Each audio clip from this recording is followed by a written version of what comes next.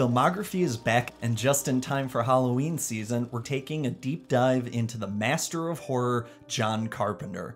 Starting September 27th, host Dominic Suzanne Mayer and a rotating panel of guests will break down each of Carpenter's 20 feature-length movies to date, with new episodes every Thursday. Grab your synthesizer, your flares, and your best Shatner mask, and come along on this latest journey with us.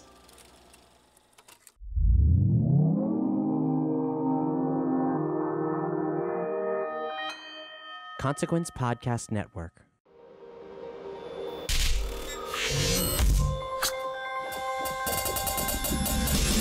Welcome to another edition of Kyle Meredith With. It's an audio interview series presented by WFPK Independent Louisville at WFPK.org, Consequence of Sound, and the Consequence Podcast Network. Wherever you're listening from today, take a moment to hit that subscribe button right now, whether you're checking us out on YouTube, the podcast at iTunes, or wherever you get your podcasts from, or whether you're listening on Spotify now, you can hit the follow button on there as well. I'm Kyle Meredith. Today, my guest, Bob Mould. He is back with a brand new record called Sunshine Rock. It's a bright one, it's a sunny one, but it's also got its fire and rage hidden within it. We're going to talk about all of that and how he decided to make this type of a record. He's also living in Berlin these days. That's definitely on his mind as we get into a little political chatter that would go along with that. Working with an 18-piece orchestra on the new record, and how a cover ended up on a solo record for Bob Mould for the first time in his career. He's one of my all-time favorites. It's Kyle Meredith with Bob Mould. How you doing? I'm enjoying the hell out of Sunshine Rock anyway. I heard you in the past say you tend to make either a light record or a dark record, and I guess this is the light record, right? Yeah, I think so. With the last couple of records being a little heavier than normal in tone, I've tried to stay focused on the brightness, on the sunshine this time. And I know it might seem a little contrary given the state of the world these days, but I just really try to make a point to try to add more melody, add a little bit of optimism, as much optimism as I'm allowed to add to my records.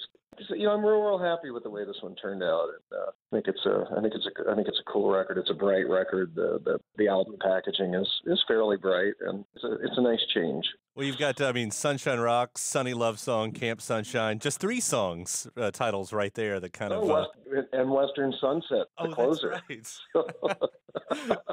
Well, that's you kind of said that despite what's happening in the world today, and I wondered that, like, do you make the decision to make sort of, I'm going to say, a happy album? Is that regardless of what your actual feelings or the honest reflection of whatever might be going in your life may be? Well, as I alluded to with the last 2 records, with Beauty and Ruin and Patch the Sky both being, a little more somber than normal, that was, due to, losing both parents in succession. And, as we all get older, we experience a lot of loss, and Lord knows there's been more since then. But, for me, it was a very conscious effort. It was almost as if I was putting Post-it notes around the house, around the apartment, saying, try to think a little brighter. Don't let everything overwhelm you all the time. And with the political climate can be very overwhelming. I find personally the days that I don't wake up and go right to the news are usually my best days. It's the days where I wake up and I read a book about, the making of Blue by Joni Mitchell, or, I read a Beatles anthology book, or, to try to stay away from that stuff that really takes us down, especially at the beginning of a day. So, it's just little things like that, little life maneuvers that, that come to me, I guess. So so it's sort of writing forcefully towards the optimism. And it's not to say that there are not dark moments on the record. There certainly are, but trying to illuminate things more. Well, I'll bring up the song I Fought. There's a raging fire, it sounds like, going on that song, especially. Yeah, that was a pretty much a live one-take vocal on the floor. There wasn't a lot of looking back after that vocal. I think I tried it 4 times, and I was like, oh, that's good. We have 4 to work with. You want the barbed wire? You want the broken glass? You want the set on fire? You want to throw it out of an airplane? That's your choices. Those are the choices. So, and there's no comping. So if we pick pick your poison. But Right. yeah, there's there's a lot of stuff going on. A lot of stuff going on. This might work in that as well because, I'm calling you. You're in Berlin right now, and this is where you've been living for the past couple years, right? Yeah, I've been bouncing back and forth between San Francisco and Berlin, but mostly Berlin. I'm just wrapping up the first 2 years on my residence permit, and hopefully we'll get to stay. Might not be able to. Still working on that with the government, but it's been a great experience. It's a city that I remember before the wall came down, and certainly after. I have a lot of friends here. It's a really vibrant, amazing city with a lot of history. It's been a real life changer for me, just a real eye opener. Again, in these times, and not to get too political, but for a couple of years now, it's just been really tough and really sad to watch our government beating up on, America's closest friends. Mm-hmm. It's just really strange. And beating up a country, and, sort of pointing at them, he's socialist, and this, these whole ideas, these exaggerated notions that, socialism is evil and will end up like Venezuela. It's like, well, I live in a social capitalist country, and, things work pretty well over here.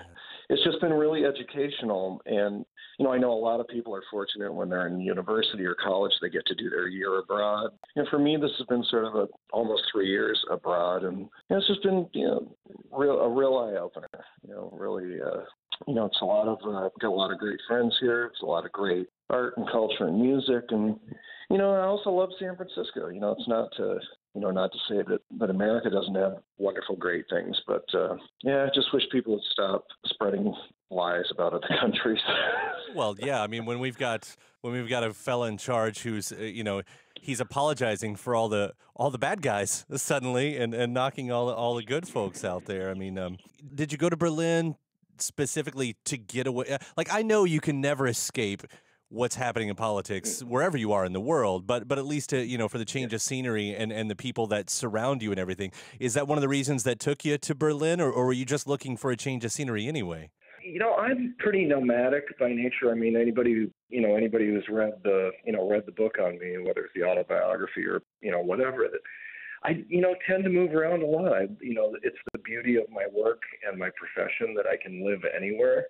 I'd been in San Francisco, I think, about 7 years, and I was there for about 6 years, and I'm still there. But I mean, I've been there full time for 6 years, and just really wanted to change. After Patch the Sky at the end of 2016, I knew that I was going to have a couple years of free time, and it was the perfect opportunity to do something different. So that was what precipitated the move. I got set up over here right before the election. Officially set up here right before the election. So I don't think it was because of the election, but it was weird that it worked out that way. Yeah. Because I was convinced that the election was not going to go the direction it did. I was actually in New York City. I had an off night during the election, and it was just, the next morning was just frightening. Right. It's like, all right, back to Berlin. Well, I mean, it's obviously had a strong impression on you. I think I read even that the artwork even has a hat tipped to Germany as well. Well, a little bit. I mean, the cover has sort of that that swirl, yin yang, whatever people like to call that. I mean, I remember as a kid seeing a couple different record labels that use those designs. So there's a tip to that. Pulling the colors off the flag. Yeah, there's a tip to that. So yeah, it's got a couple different things going on there. It's pretty iconic and pretty cool, and it's a fun cover. Well, I think the other interesting part about the album, it sounds like you've been excited about too, is you're working with an orchestra this time around, which I don't think we've heard you do like this before. I've always, again, going back to, being a small child in the 60s and, listening to all those great pop songs that had those, lush strings, whether it was, all the Al DeLory strings on Glenn Campbell stuff, there's the things that Spector was doing, obviously George Martin for the Beatles. As a kid, those left such a deep impression on me. In 1989, when I put out Workbook, my first solo record, you was writing cello parts. I had a couple different cello parts on that record, and went back to cello, occasionally over the years, but to build it out to an 18-piece string orchestra was really, really fun. I used the Prague Television Orchestra. They were great to work with. I had a friend in Chicago that helped me with the transcriptions, getting everything in the proper clefs. Then we had another fellow who does a lot of strings for other musicians, took a last look at the charts. And then we sent all the basic tracks to Prague and basically took them a day to get all the strings for 5 songs laid out. And it was really, really great to just a really fun experience. And now that I've done it, I fear that I'm like, what will I do without my strings now? But, it's a bright record, but it is still a heavy record, and to put strings on it, I mean, it works so well because it's all packed in there. It doesn't feel out of place or whatever, these strings. And when you decide that the strings are going to be there, I mean, do you have to alter the way the songs are, or do you find a way to put the strings to the songs in the way they exist already? A lot of simplistic melody parts were inherent in the writing.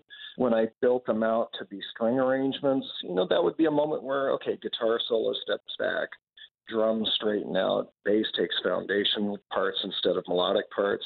It's just clearing space for the strings, really. Anytime they show up, get rid of one or two other things. But yeah, I mean, and this, I think all the styles of arrangement, I mean, the song Sunshine Rock has that classic 60s West Coast pop ascendant string, arrangement at the end. If you look at a song like Lost Fates, it's darker, more of the, more European, Eastern European sort of, melancholic strings. But then when it gets to the chorus, then it's like the sort of that Spectre kind of, just punching the chord changes home. It's, really, really neat to work with all the different, all those different approaches with the strings. With all that in mind, is that how a cover ended up on the record? Because it's sort of from the era. It's a 60s cover. Send me a postcard. Yeah, it's a Dutch group called Shocking Blue. Uh-huh. I have a feeling more people have heard that song than they know. Like people are probably like, I don't know that, but you probably do. And it's just one of those songs that I've, heard and loved as a kid, and it stuck with me over the years. And, typically when I'm making an album, I like to have a song that we use as a, sort of a warm-up tool at times, to set levels or do, get vocal mics up and running. So with this album, Send Me a Postcard was that song because, you can sort of mess with things and it's, it's a cover and it's not as valuable as an original, or so I think. So it's like, we're not going to burn up any, emotional collateral by doing it. So we did the basic for it, and then I just said, let me take a shot at singing this. And it was the first time that I had sung anything in the studio for this record. And we just put up a vocal mic, and I just lit into it. And again, that was the first take vocal, and I was like, whoa. It's like, that's fun. I don't even really know all these words, but this is great. And, Jason and John and my engineer, Bo, they were just in the other room like, holy crap, that was insane. And, then people started coming around the studio over the next couple of days just to hear, management or whoever to hear progress. And it was the only song that had vocals, so that was all we could really play them. So it just became this sort of instant favorite. And as I got to the end of the process of making the album, the 10 and 11 spot on the 12-song album, 10 and 11 were always sort of in flux. I had other songs slotted in there, but they were pretty dark and they were pretty heavy. And I think it might have changed the whole tone of the album had I gone with those. So, I quick wrote Camp Sunshine and, I actually did that on the last day of the sessions. And then Send Me a Postcard. I just looked at it and was like, oh, this is perfect. Let's put that at 11. And it went perfectly into Western Sunset and made for a much more pleasing album close. Yeah, no, it works. So it's just, that's probably too much information for how people make, I make albums the old-fashioned way, right? But, I really consider sequence and, story and how you get to the end. So, yeah, that's how all that happened. Yeah, that's what makes it a great album. An album, and I'll emphasize that right there. It's what makes it the fun listen from start instead of just a collection of singles, I guess. Yeah, thanks for making that distinction. And as sort of a longtime artist, I guess it's been really encouraging the past couple of years for me to see some of the younger artists, like Janelle Monáe, for instance, who really values the idea of the album as a storytelling device. It's funny because a few years ago it seemed like it was very far in the other direction, where very much single-driven, song-driven, of the moment-driven, and now it feels like people are really trying to create narratives for their albums, and I think it makes the craft stronger all the way around. So I'm happy you mentioned that, and I'm happy to see other people do it too. Yeah, well, when you've got a younger generation embracing, as we've heard, for the past decade, embracing vinyl in the way they have, and even as we go more into a streaming society, which, I like all forms. However I can get music, I'll take it. I like to have fun with it all. But when it comes down to it, I also like to hit play and go on the adventure. I appreciate when an artist kind of puts that in. So, thank you for waving that flag and keeping that flame alive. Yay. Very cool. Next year marks 40 years in the business for you. I know you're going to be out there promoting a new record, but does that celebration mean anything? Will there be any, kind of a big to-do with something like that? Yeah, I know it's coming. I'm always aware of anniversaries. It's sort of crazy and weird, and I think, in light of how busy this decade has been, with the book and the documentary and three albums and, a 33 and a third book about workbook, it's been, just an incredible, sort of an embarrassment of riches. Is that what they say with it? Right. Is that an embarrassment of artistic riches, at least for me, to be able to make a lot of work and stay super busy for people. But yeah, there's 40. It's there. We'll come up with something special, I'm sure. Awesome. Well, I look forward to it. Congratulations again on Sunshine Rock. I've really had a lot of fun listening to it. It's another great one. It really is. All right. Thanks, Kyle. Thanks for the support. I appreciate it. Anytime, Bob. Take care. And my eternal thanks to Bob Mould right there. The new record is called Sunshine Rock. If you haven't already, please take that moment right now to hit the subscribe button wherever you're listening from today.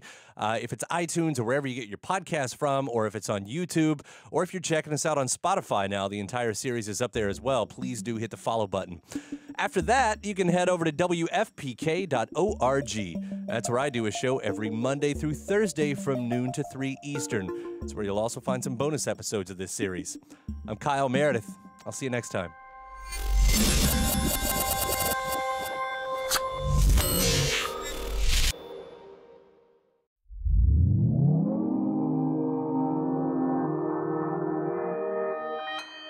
Consequence Podcast Network.